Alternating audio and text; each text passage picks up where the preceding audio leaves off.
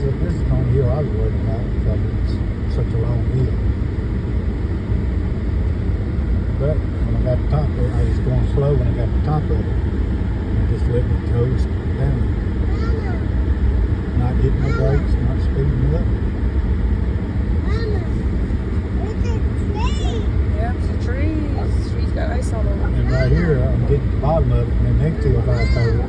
So I'm going to pick up my speed a little bit so I can have my momentum up going up the hill.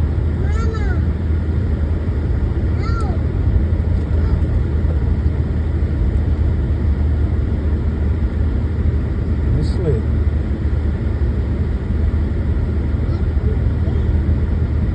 That's one thing a four-wheel drive comes in handy for. And it's not bulletproof by no means. You can still fly off the road with a four-wheel drive. It don't matter if you got an 18-wheel drive. Ice is ice. But when you're going up a hill like that, it helps. The front end weighs more and it's pulling too. And I'm pulling the trailer back here. So two-wheel drive probably wouldn't have done too good right there. The sky looks worse on camera than it does in person.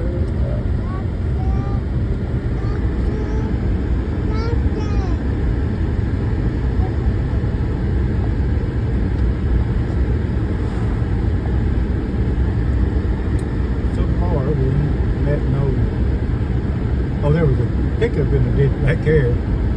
I was going to stop to help him, but he was pulling the trailer and he's on the hill. And I don't have a winch on this truck, so if I tried to hook straight onto the pull,